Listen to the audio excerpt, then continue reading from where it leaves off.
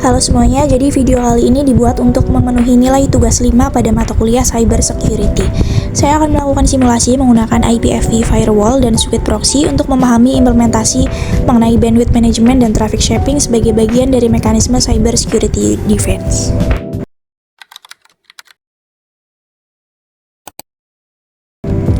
Pertama-tama kita akan melakukan pengecekan dari sisi klien, yaitu dengan melakukan ping ke server. Dan hasil yang terlihat di layar adalah 100% packet loss yang menunjukkan bahwa koneksi masih diblok oleh firewall yang sedang aktif.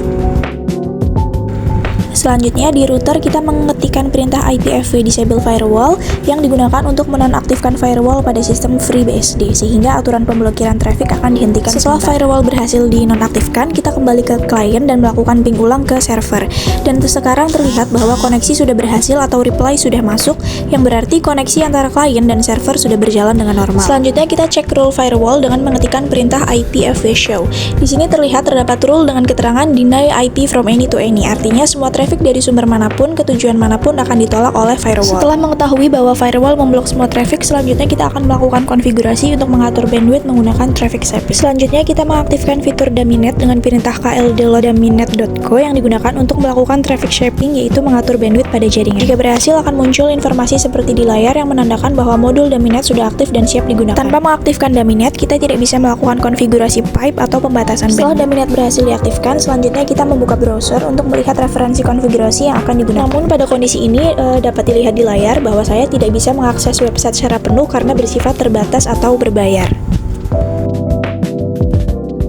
Karena website referensi tidak dapat saya akses atau bersifat terbatas, maka saya mengambil konfigurasi traffic shaping langsung dari video pembelajaran, kemudian saya salin dan tuliskan di notepad sebagai persiapan sebelum diterapkan ke router. Selanjutnya kita masuk ke router dan mulai menjalankan konfigurasi yang sudah kita siapkan sebelumnya.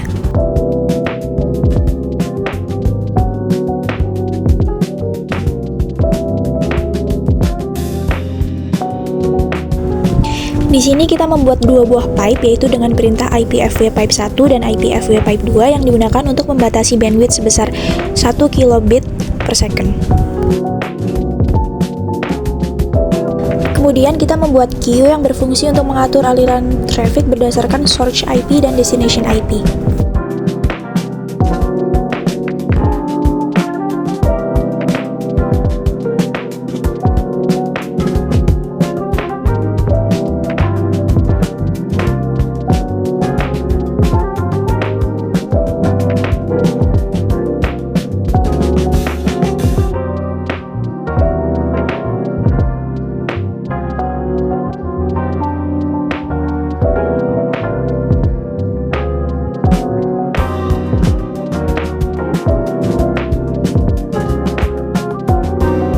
Setelah itu kita menambahkan rule menggunakan perintah IPv4 add untuk mengarahkan traffic dari klien ke server dan sebaliknya dari server ke klien agar melewati pipe yang sudah dibuat. Dengan kondisi ini seluruh traffic jaringan akan dibatasi sesuai dengan bandwidth yang telah ditentukan. Selanjutnya kita cek hasil konfigurasi dengan perintah IPv4 show untuk memastikan bahwa rule yang sudah kita buat berhasil diterapkan. Di sini terlihat bahwa sudah terdapat rule Q1 dan Q2 yang mengatur traffic antar jaringan klien dan server. Ini menandakan bahwa konfigurasi traffic shaping sudah berhasil diterapkan pada router.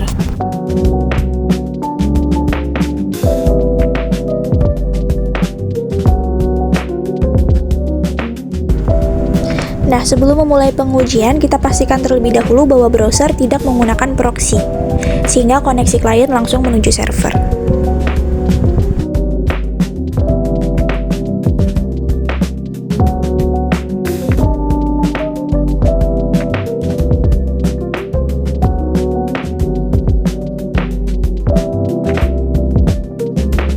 Selanjutnya kita berpindah ke sisi server untuk memastikan bahwa layanan web server sedang berjalan. Dengan menggunakan perintah psax grep httpd, kita dapat mengetahui bahwa terdapat beberapa proses httpd yang sedang berjalan di layar yang menandakan bahwa web server sudah aktif dan siap menerima request dari klien. Selanjutnya kita melakukan monitoring pada sisi server dengan perintah tailminf access log yang digunakan untuk melihat log akses web server secara real time sehingga setiap request dari klien akan langsung terlihat di server. Terakhir, kita aktifkan kembali firewall agar semua rule traffic shaping yang sudah dibuat bisa berjalan. Selanjutnya kita lakukan pengujian dengan membuka IP server melalui browser yaitu 192.168.57.1. Dapat dilihat bahwa halaman web berhasil ditampilkan, namun proses loading terasa lebih lambat karena bandwidth sudah dibatasi.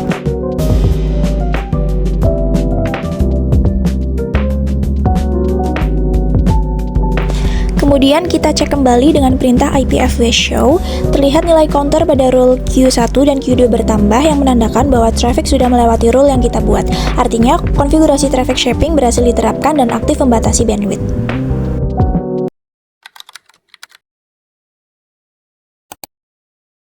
Selanjutnya kita beralih ke metode pengelolaan bandwidth menggunakan Squid Proxy. Di sini kita cek terlebih dahulu apakah service Squid sudah berjalan dengan perintah psax grep squid. Terlihat pada layar bahwa proses Squid sudah aktif, yang berarti proxy server siap digunakan untuk melakukan pengaturan bandwidth. Selanjutnya kita masuk ke direktori konfigurasi Squid, yaitu di usr local etc Squid untuk melakukan pengaturan bandwidth menggunakan fitur delay pool. Setelah masuk ke direktori Squid, kita cek isi folder dengan perintah ls-min. Di sini terlihat beberapa file konfigurasi seperti squid.conf yang merupakan file utama untuk mengatur proxy. Selain itu, terdapat juga file tambahan seperti delay pool yang nantinya bisa digunakan untuk pengaturan bandwidth. Fokus utama kita adalah pada file squid.conf karena disinilah konfigurasi delay pool akan ditambahkan. Selanjutnya kita akan membuka file tersebut untuk melakukan konfigurasi bandwidth menggunakan Squid. Disinilah kita ubah bagian HTTP port menjadi IP router atau IP proxy menggunakan alamat 192.168.56.2. Hal ini bertujuan agar klien nantinya mengakses internet melalui proxy server. Selanjutnya kita tambahkan konfigurasi delay pool untuk mengatur bandwidth. Di sini kita membuat dua pool, kemudian masing-masing diberi parameter bandwidth sehingga traffic dapat dibatasi sesuai kebutuhan. Dengan delay pool ini, pengaturan bandwidth dilakukan di level aplikasi yaitu melalui proxy Squid.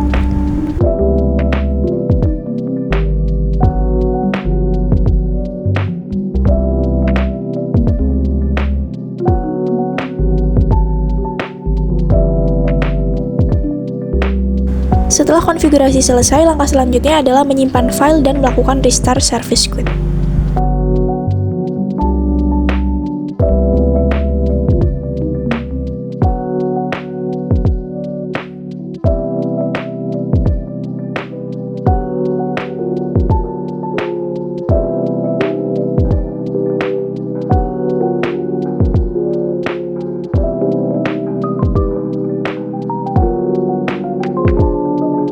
Setelah konfigurasi selesai, kita restart service Squid agar perubahan dapat diterapkan. Perintah stop digunakan untuk menghentikan service, kemudian start untuk menjalankan kembali dengan konfigurasi yang terbaru.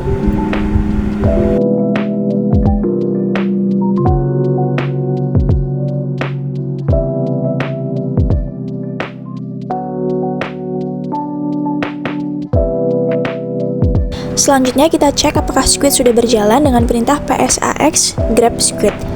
Kemudian dapat dilihat pada layar bahwa proses Squid sudah aktif dan artinya konfigurasi berhasil diterapkan. Selanjutnya kita lakukan monitoring pada log Squid dengan perintah tail-f access log.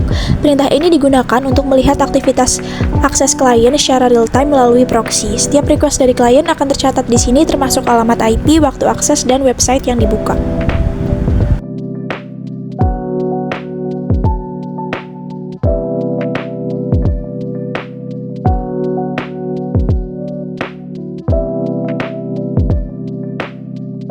Selanjutnya kita masuk ke tahap pengujian dari sisi klien dengan memastikan bahwa browser sudah menggunakan proxy server.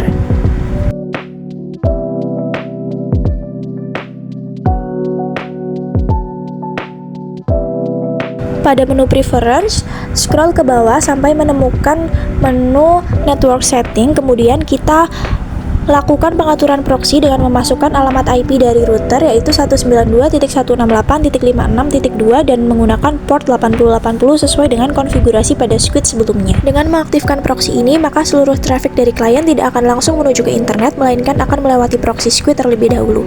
Hal ini memungkinkan kita untuk melakukan pengaturan bandwidth menggunakan fitur delay pool serta melakukan monitoring terhadap aktivitas klien melalui server. Setelah proxy berhasil diaktifkan pada browser, selanjutnya kita melakukan pengujian pengujian dengan mengakses website melalui browser. Terlihat bahwa halaman website dapat diakses, namun proses loading menjadi lebih lambat dibandingkan sebelumnya. Hal ini terjadi karena traffic yang melewati proxy Squid sudah dibatasi menggunakan fitur delay pull sehingga kecepatan akses menjadi lebih kecil. Selanjutnya kita perhatikan pada sisi server, khususnya pada log akses yang telah kita monitoring sebelumnya. Terlihat bahwa alamat IP yang tercatat pada log bukan lagi IP klien, melainkan sudah berubah menjadi IP proxy. Hal ini terjadi karena seluruh request dari klien sekarang melewati proxy Squid, sehingga server hanya melihat alamat IP proxy, bukan dari klien secara langsung. Dengan kata lain, identitas asli klien berhasil disembunyikan oleh proxy.